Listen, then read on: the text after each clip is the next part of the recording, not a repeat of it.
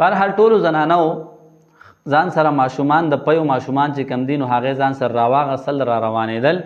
حلیمه سعدیه رضی الله عنها ته بل ماشوم میلاو نه شو. نبی علیه صلات وسلام یې ځان سره راوچت کو چېرې اوس خالي نشم تللی، دا ماشوم به ځان سره ویسه مګر چې یتیم دی هر څه چې دی دا به ځان سره بوزم. نو هر کله چې حلیمه سعدیه رضی الله عنها وی چې یار دا ماشوم ځان سره بوزم، نو خاوند ورته وی چې ډېره ښه خبره ده چې ته دا ماشوم ځان سره بوزې، بس دا رواله.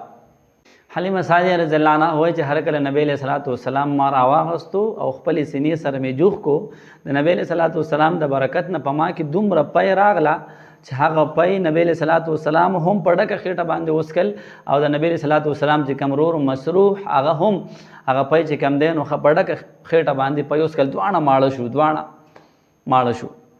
او هر کله چې بیا زه ورغلم ما د اوښې نه پی رالوشل، نو هغه اوښه هم د نبی علیه صلات وسلام د برکت نه د پیو نه دومره ډکه شوې وه چې ما هغه اوښه راتشولی نه شوه چې یار دا اوس زه څنګه تشه کړم. اوښه چې کوم دی د پیو نه خالي شي، دا د نبی علیه صلات وسلام د برکت.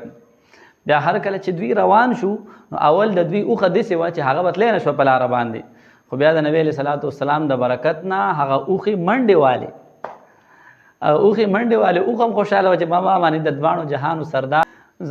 حلیمه سعدیه رضی الله عنها وایي چې ما ته زنانه وایي چې ای حلیمې دا هغه اوښه ده په کومه اوښه چې ته راغلې وي؟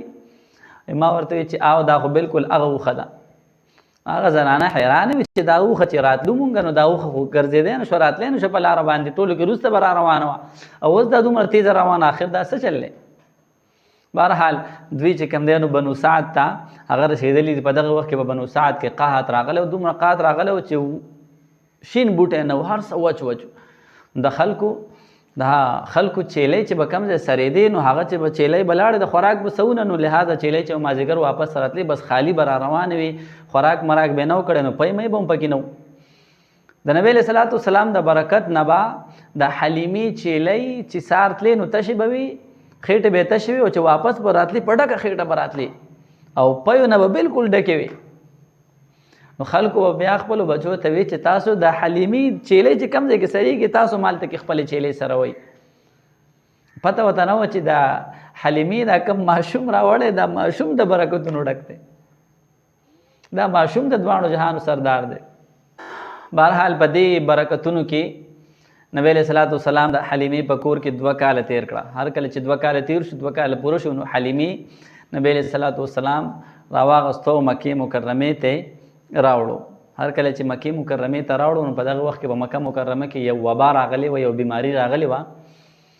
نو هر کله چې هغوی ته پته ولګېده نو حلیمې د نبی علیه صلات وسلام مور ته وی چې دا ماشوم به مونږ واپس ویسو. زړه کې هم دا و چې دا ماشوم مونږ بیا ویسو، ځکه دا خو ډېر برکتي ماشوم دی، دا برکت نه خو په مونږ باندې الله پاک ډېر برکتونه راوورول.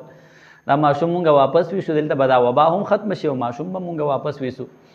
نو بهرحال نبی علیه صلات وسلام مور ورته وی چې صحیح ده، نو هغوی هغه ماشوم بیا ځان سره واپس ویوړو.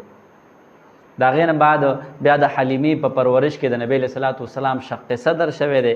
د هغې واقع به انشاءالله نیکسټ ویډیو کې بیان کړو. که چېرې دا ویډیو م خوښه شوي د نبی علیه صلات وسلام د برکتونو والا ویډیو ده، مخکې ضرور ملګرو سره شیر کړئ او ډېره خوندوره ویډیو ده چې نبی علیه صلات وسلام هغه برکات او د نبی علیه صلات وسلام دا خبرې سړی اوري سړي زړه خوشحالېږي.